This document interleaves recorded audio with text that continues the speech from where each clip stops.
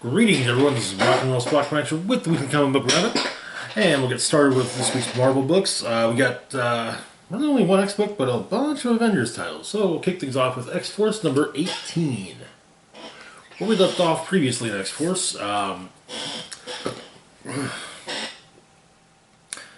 Kid Omega, Quentin Quire, had to investigated an apparent mutant attack on a cruise ship near Krakoa. There were 3 survivors, who all seemed to have imprints of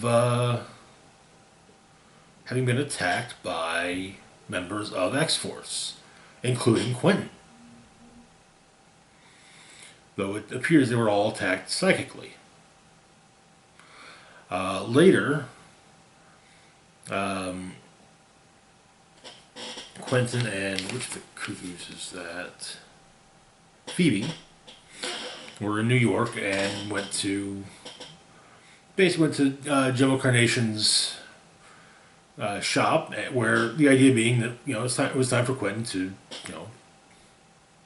have an actual costume.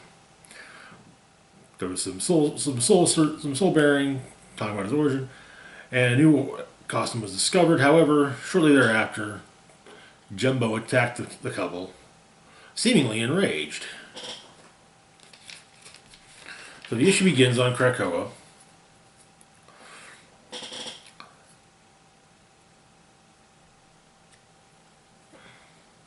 Black Tom is sleeping, sort of, as close to sleeping as he does. And he sees something and then seemingly gets swallowed up by the island.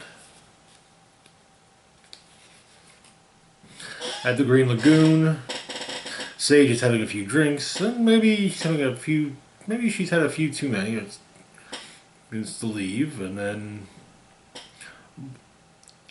she falls down. When Blob offers her a hand up, she sees an image of him, a rather terrifying image of him. She has another drink, but when looking at the drink, discovers it's full of grubs. At the summer house, it's the middle of the night, and Logan is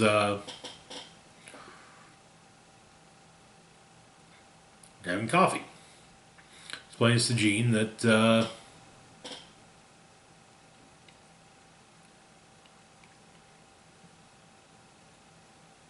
he's got some unfinished business with vampires, so he's staying up to deal with that.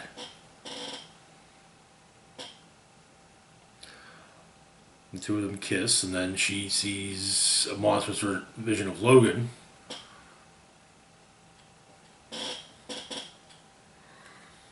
And then heads to bed with Scott.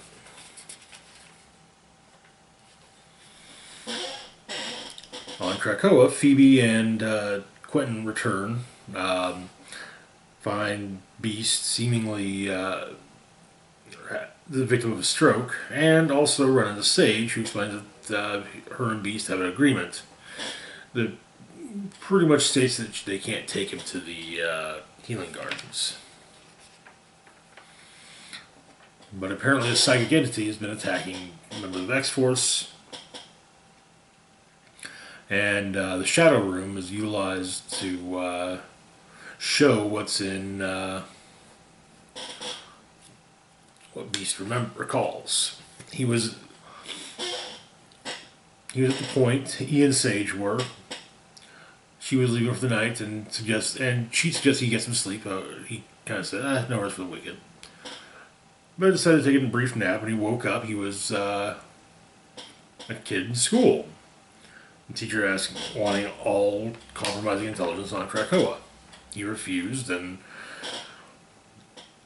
the psychic entity looks a lot like Quentin.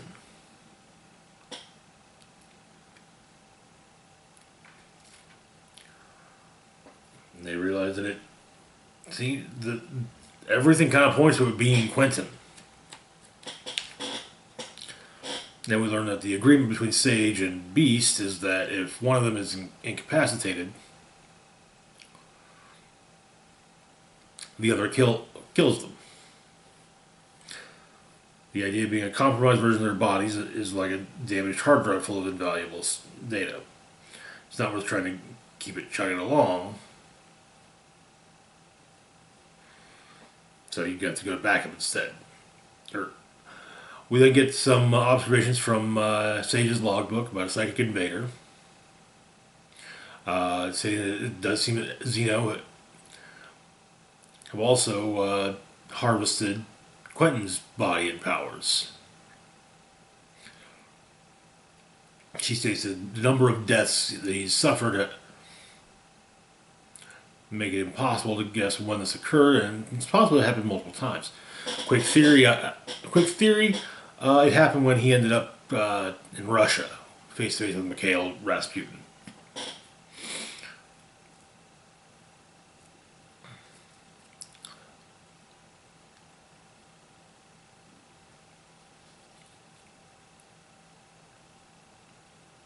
But she's going to try and avoid the creature. Elsewhere, later on, Quentin and Sophie decide they're going to go after the creature in the psychic plane, the astral plane.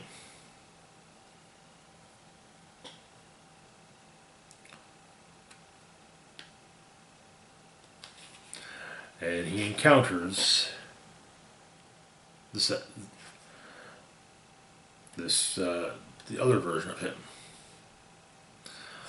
Then another from Sage's logbook, where she makes the point that she keep the subnote is on drunkenness, explaining that she keeps track of everything, big stuff, the number of units entering, exiting transit gets any given or the number of petals harvested and exported on any given day.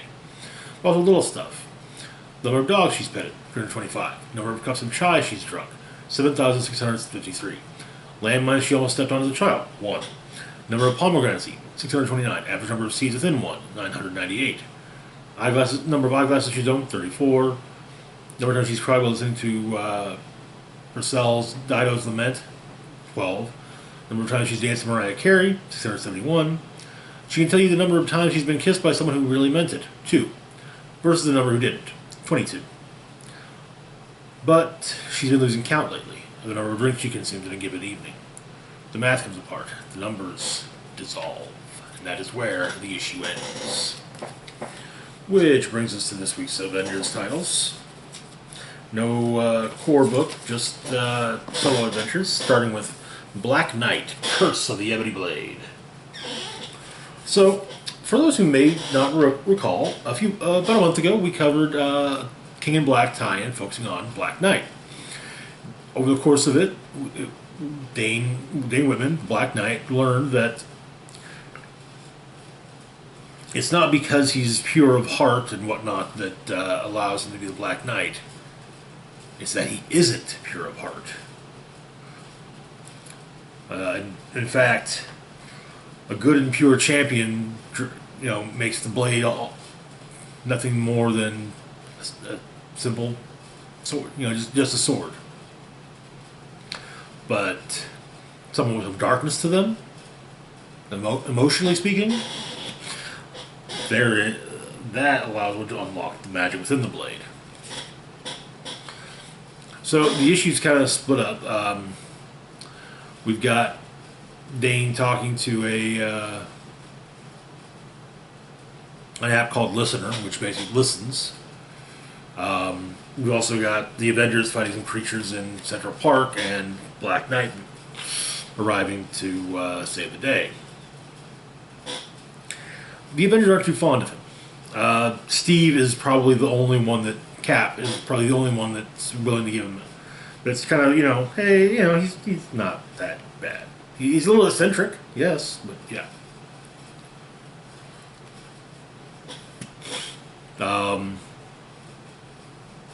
At one point, during the battle, Dane tosses his sword through one of the creatures, and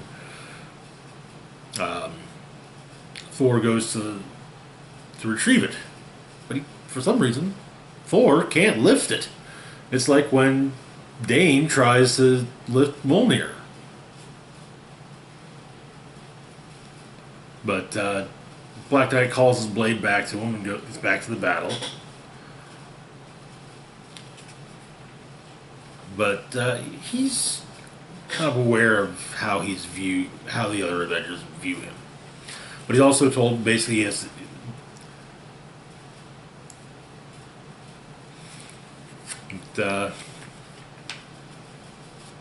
has basically his big finisher move, and they kind of explain that the reason they called him is because that's what they need, the big version. So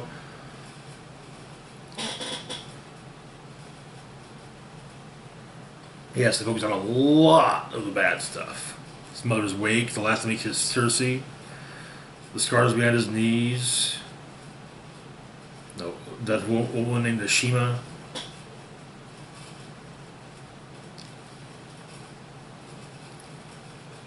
What he dealt with from his father, the water.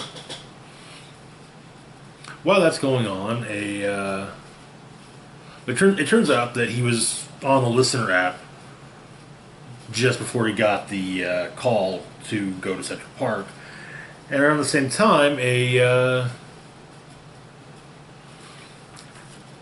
professor, an academic, was doing her thesis on Arthurian legends, was coming to take a look at the Ebony Blade. But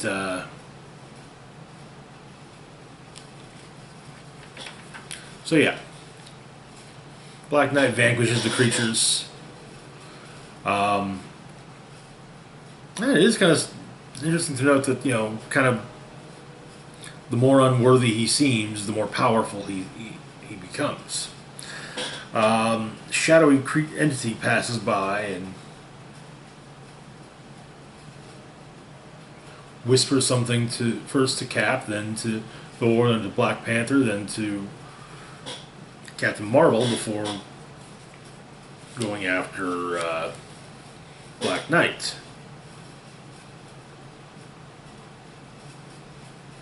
Reminding him of Shima.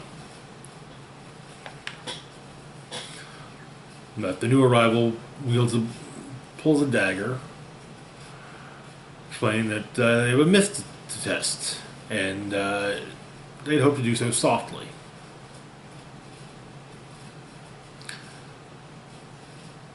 And so the new arrival throws her dagger and seemingly decapitates the Black Knight.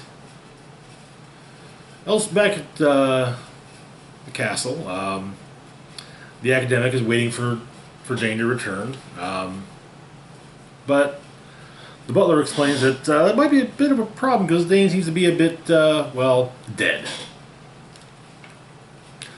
But the academic touches the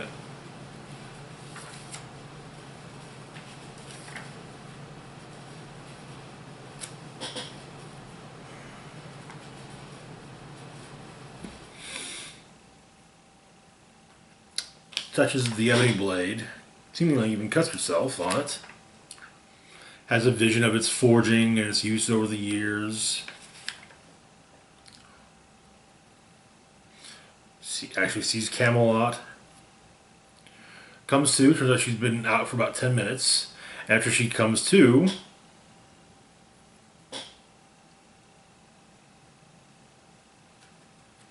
the blade seemingly brings Dane back to life. To be clear, the person who arrived at the end of the battle in Central Park basically threw a dagger at Dane and cut his head off with it. Well, the blood of the academic seemingly allowed the Ebony Blade to reattach Dane's head. And as one might expect, Dane has questions, as do we all. Which will be answered, of course, next month. Which brings us to our next title of the week, Captain Marvel number 27. Where we left off, Carol Danvers had been magic into the future, helped save the future from the son of Namor and the Enchantress, Ove. However, Ove ended up coming to the present, escaping to the present. Captain Marvel came back, and after finishing up what it was that she, War Machine, Hazmat, and Spider-Woman were dealing with in the first place, later on at least, she broke up with War Machine. As in the future, she met War Machine's daughter, who was very clearly not Carol's daughter.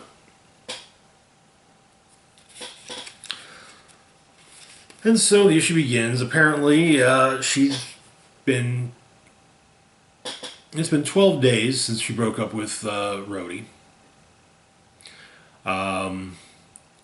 She gets a message on her home answering machine from Spider-Woman.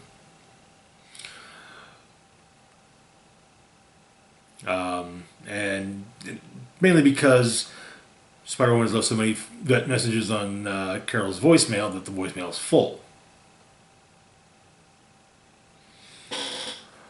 And, Spider-Man finally explains, I need to know you're okay. And then says, well, she says, you made me do it. Just remember that. And Spider-Woman smashes through Carol's bedroom window. But, hey, a bunch of us are worried about you, But there's also something going on, and, and Spider-Woman saying, what if I told you that that these things in the park are like giant cats murdered with angry snakes and are ridden by sexy wizards?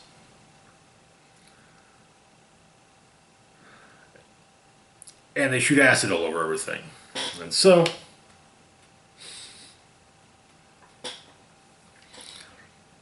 Carol suits up, fights off the acid-shooting giant angry cat snakes, and then just keeps doing this. We see, montage page of her doing, the hero thing, fighting various bad guys, but really that's all she's doing.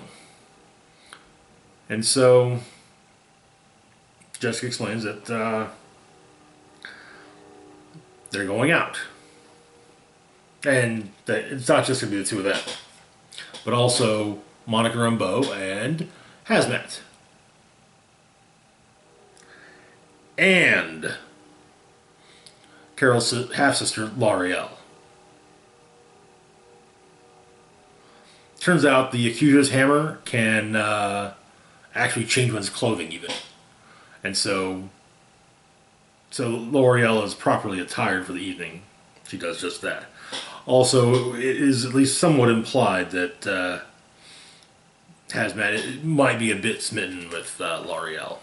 But apparently they're going speed dating. Yeah. With Carol being given the secret name of Susan. First there's Derek, who says Susan kind of looks like a superhero, and Carol says, well, I've been told I look a lot like Captain Marvel. And she's like, no, she's got that terrible short hair. Not a fan. Carol liked her short hair. Next up is Herb, a professional troll. She ends things with she ends that one quickly, and then comes a trainer, and then some acid shoots through the wall and onto the table. The Snats are back. Oh, Randy. Yeah, Randy, that is the name of the trainer. And him and Derek are pals. So, but yeah, the Snats are back. So Carol takes them on. Laurie makes a protective barrier for the civilians while and they basically get everyone in the barrier.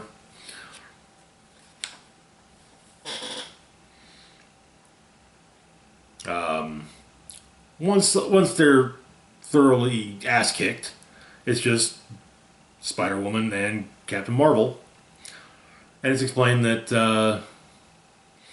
L'Oreal got called away by Emperor Hulkling, but she apologized and said she would she could do another. You know, she could definitely be down to spend some time with her half sister and her half sister friends. Apparently, has managed to ride with L'Oreal because she thought it would be cool to teleport home and scare the crap out of her roommate. And Monica left because apparently Monica was well aware that Carol was about to yell at Jess and didn't want to see it.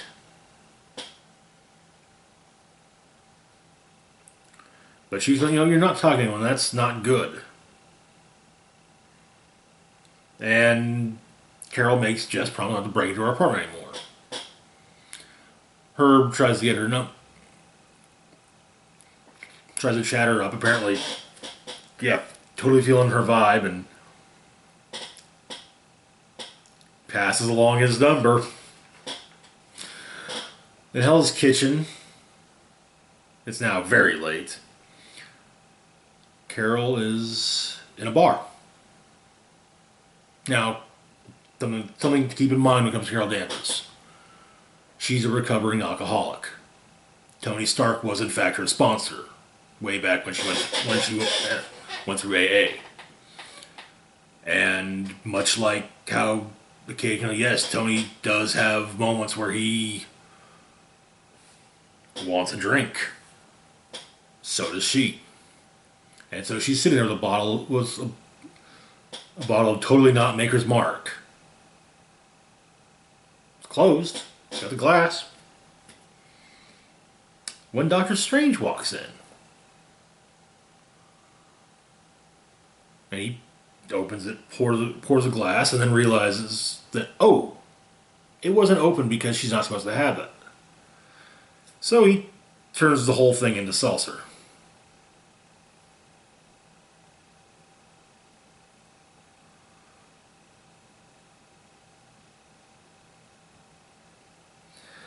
But apparently, Strange has come in for a drink because he lost a patient on the table, which never should have happened. And he says, how he can save the multiverse but lose a patient in surgery? It makes no sense. But apparently he's at this particular bar because no one knows him there. He doesn't want to be around the people he knows. And she totally gets what he's saying. He's like, yeah, actually, I get that. But she does, she's like, but here's the thing. You know me. And he's like, well, we're not close, though. Part of it being, admittedly... but she does bring up the fact that during War of the Realms they swapped bodies, but he wouldn't say they're close. But he doesn't know how he would quantify the two of them. But for one thing, he doesn't know her favorite color. She does mention it's blue, which is perhaps boring, but also true. Apparently, Strange never thought about his favorite color though.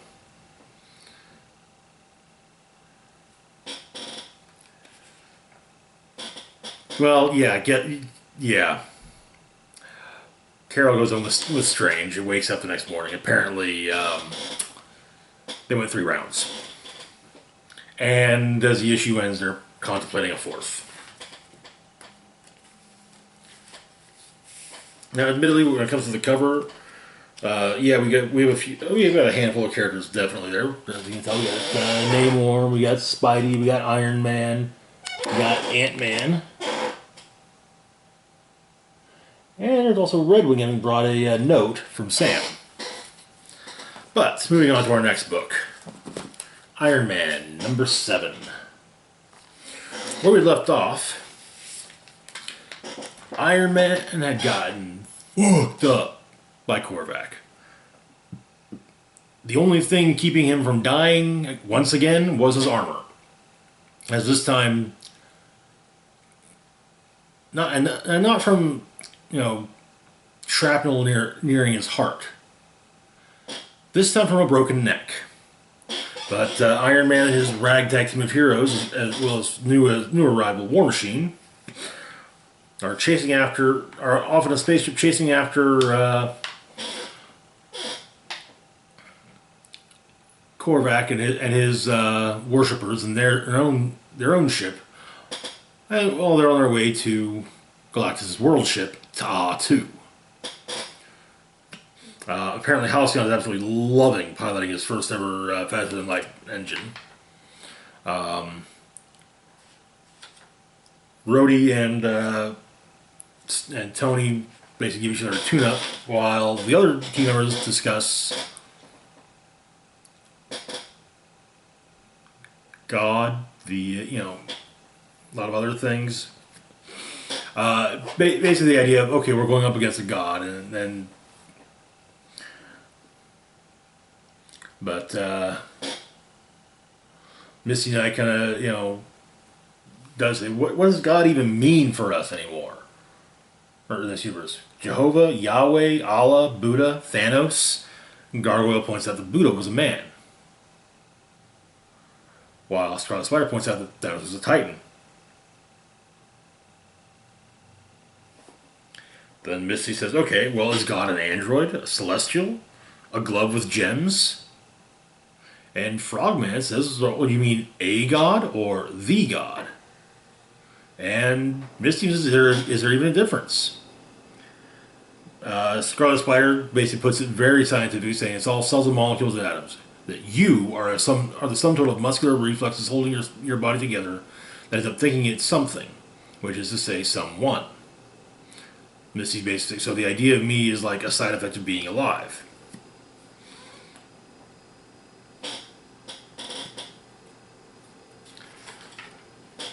And then Gargoyle chimes in. I'm actually just going to read the whole thing because, yeah, it's actually a really good speech. God is balance. Balance is something sacred, delicate, but powerful. The scales are always tipping, and they have to be rebalanced constantly. That is what we do. We work.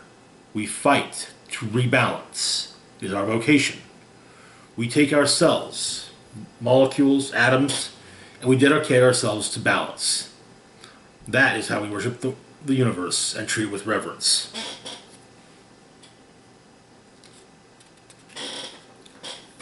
Later on, Iron Man's talking with Hellcat, and she explains that Korvac kind of gave her a preview of his utopia. And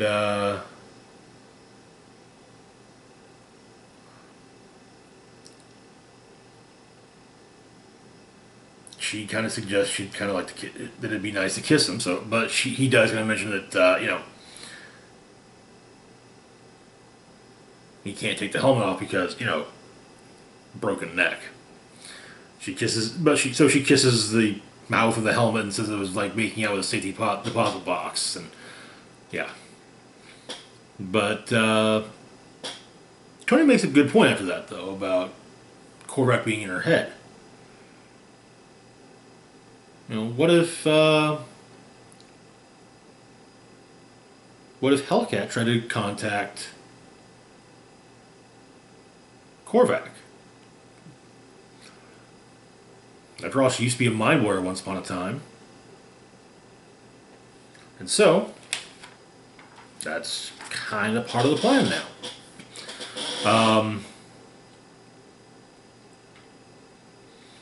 But Tony's FTL ship is gaining on Korvac's, and, well,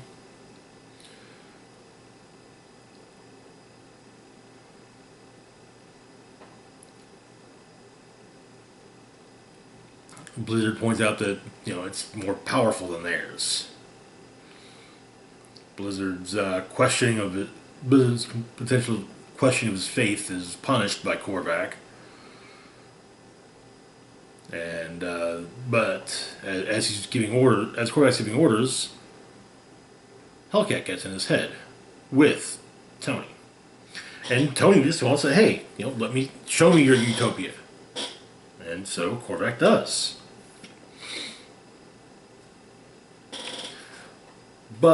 And it actually seems great up until the point when basically all of the diversity of life is wiped away in favor of just homogeneous, singular type of existence. No freedom, no flair, no deviation, not even color. Just nothing, things grazing on nothing.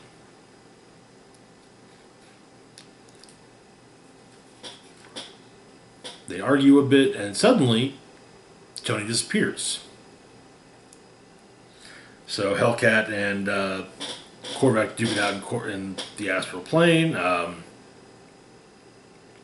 Korvac turns Hellcat into one of his homogeneous creatures. We were knocked out, and now everyone on the ship is actually curious as to where Tony is. As Korvac and his ship have managed to turn around and met with Tony's ship and have begun an interstellar dogfight.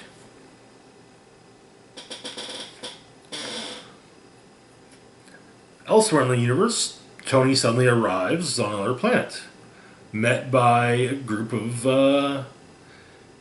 aliens. They claim to be a colony patrol. When they tell him not to move, he simply asks if they're Canadian. And that is where the issue ends.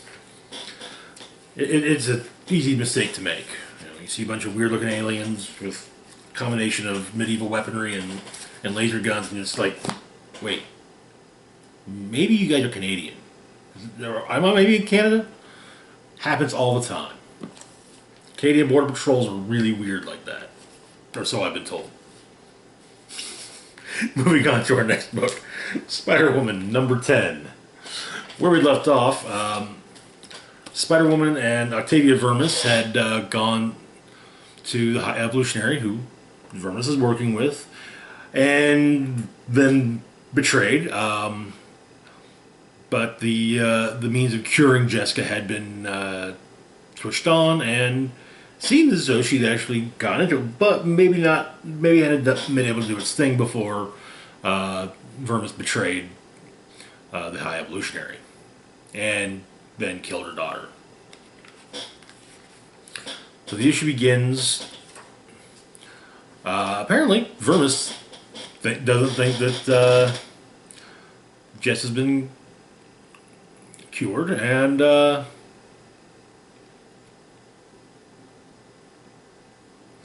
we find out that apparently this isn't the first time that Octavia has killed Ophelia, her daughter Ophelia.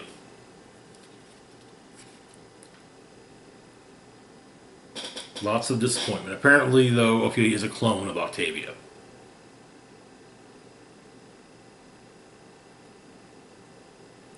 But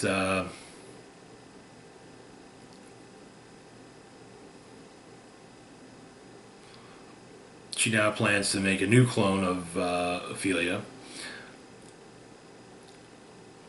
purge of her rebellious nature, and basically make an army of perfection. But yeah, Vermis has figured out that Jessica knows what actually does know what's going on. The two of them duke it out. Octavia takes a venom blast to the face, then gets the surviving clones of Miriam Drew to attack Jess. The remote gets kicked in the air, and it ends up going over the lava pit, because of course it's a volcano layer.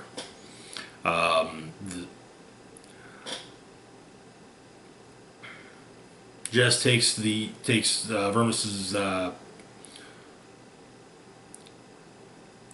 cane/weapon type scepter weapon thing out of the High Evolutionary, because that's how she betrayed the High Evolutionary, was stabbing him with it. But yeah, she ends up being one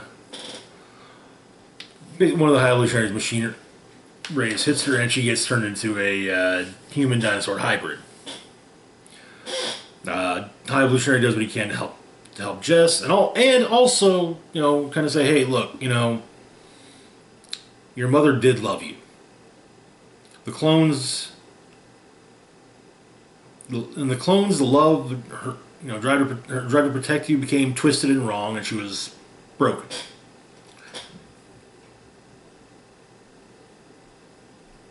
And and High Evolutionary offers Jess the opportunity to help continue her parents' research, but also, hey, look, what do you want? What would you like to do?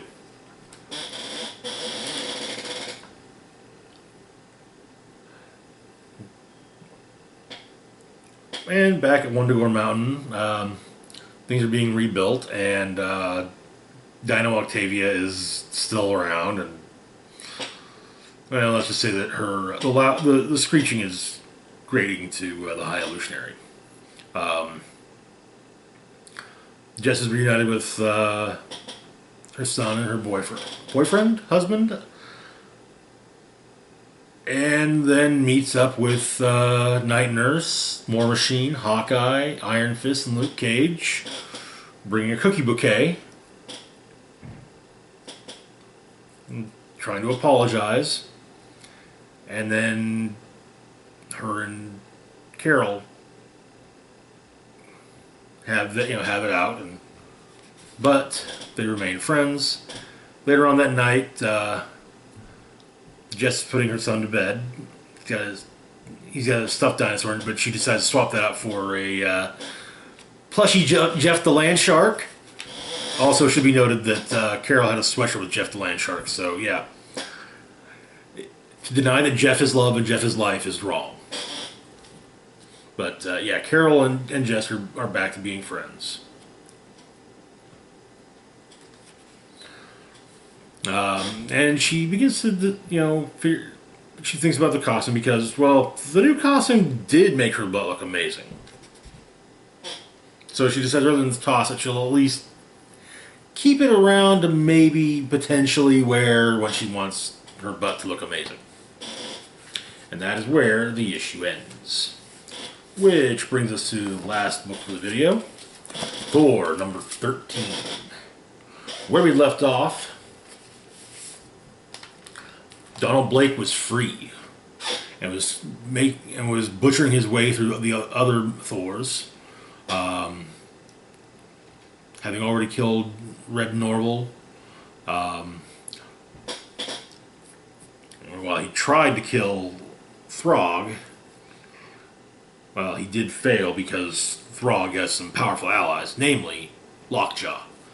However, Blake has also trapped Thor in the dimension that he would be in when Thor was on Earth. Meanwhile, Jane Foster, the last Valkyrie, has gone to the only person you can think of for aid. And someone's going to be happy to see her. Odin. So it turns out, after the War of the Realms, Odin and Freya decided to go off into the universe to on a second honeymoon, or maybe even a first honeymoon, technically. Yeah.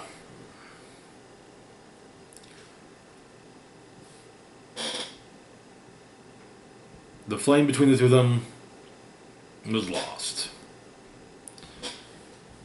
And by the time he finally found his own inner flame, he was alone. So,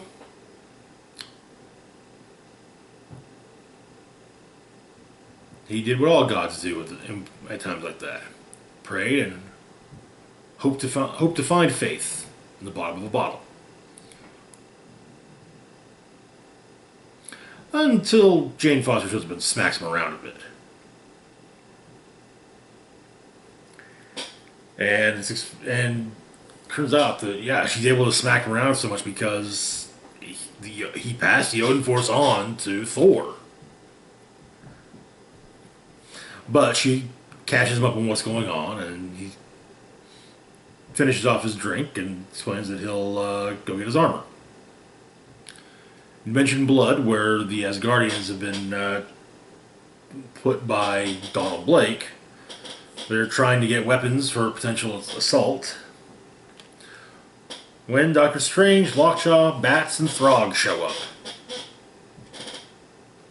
He's actually kind of surprised as to how many Asgardians there are present. Turns out, though, that there's someone else there to help. Loki. But Loki's for once he'll be the bigger man. Strange needs his help. Loki's help. Loki needs Strange's help. For on this day they share a common enemy. And so they open the gates of hell. Back in Asgard, Donald Blake is chopping up the world tree when the Asgardians return.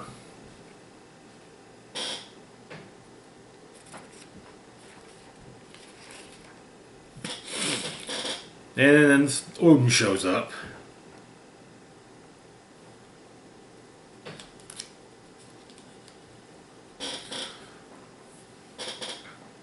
And basically says that if it's punishment you're looking for, then congratulations, your journey has come to an end. And he tries to...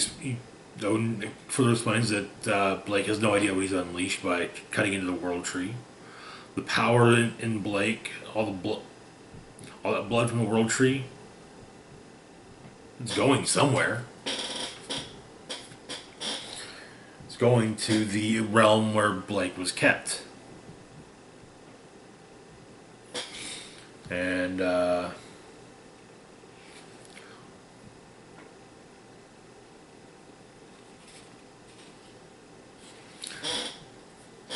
Hugin and Mugen show up to help, but they explain they can't get his body out of there. But he does say that he's well aware that, yeah, my body's stuck here, but you can take my soul out of here. But they say you'd require a vessel, though. Well, he explains he has an idea.